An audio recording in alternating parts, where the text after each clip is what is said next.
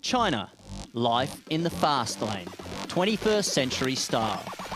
But amidst the pace of modern day living, the magic of yesteryear still thrives. This is Feng Tai, overlooked by Xishan Mountain, where cave-dwelling Buddhist monks lived and meditated. But there's no time for meditation out on the bike course. This is the view from above, and Chris McCormack is out of transition. He's 50 seconds down from his friends Reed and Doherty. There's no mateship when the gun goes off. I think we're all here for there's a great prize purse on offer, and we're all aware of that. We're chatting away at breakfast and that, but I can see in the back of their mind everyone's thinking, well, if I'm too friendly with this guy, he could take food off my table next week when I take the check. Yeah, it's been a great atmosphere among the athletes, but as he mentioned, once you're out there on the course, it's all about the pride and the money. Yeah, and Mac has had a history of getting in some of his competitors' heads, so this is pretty classic Macca here.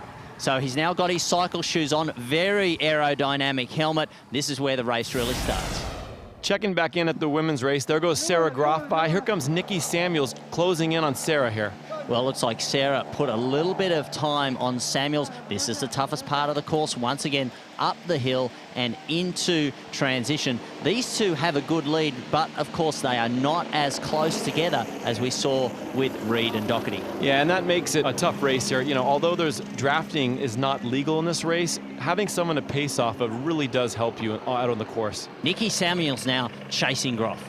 Yeah, and as you can see, Nikki Samuels is on a road bike, which is different than a time trial bike with many of the other athletes have. Becky Lavelle has made up some serious ground and is a very strong cyclist. She's raced these Escape from Alcatraz series races before. She's won in Bermuda, she's won in San Francisco, and she is the one that the other women feared. The equipment these athletes are using today is very high tech. Between the wheels, the helmets, the Aero water bottles, everything they use saves them valuable time. Lisk is not having her best day. Now she's mixed up with the Chinese national team members who started 3 minutes behind her in the swim.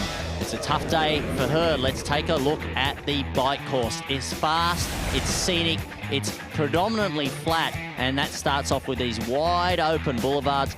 Perfect surfaces. The roads are so well groomed here. They'll head out of town, and it's not until the 19-kilometre mark that they start to climb up into the tougher part of the course. At 19k, the climbing begins, and they head up towards the Qianling mountain area, and the highest point is the gateway to a spectacular hike up to a golden Buddha. They turn around, and then they take a different route back.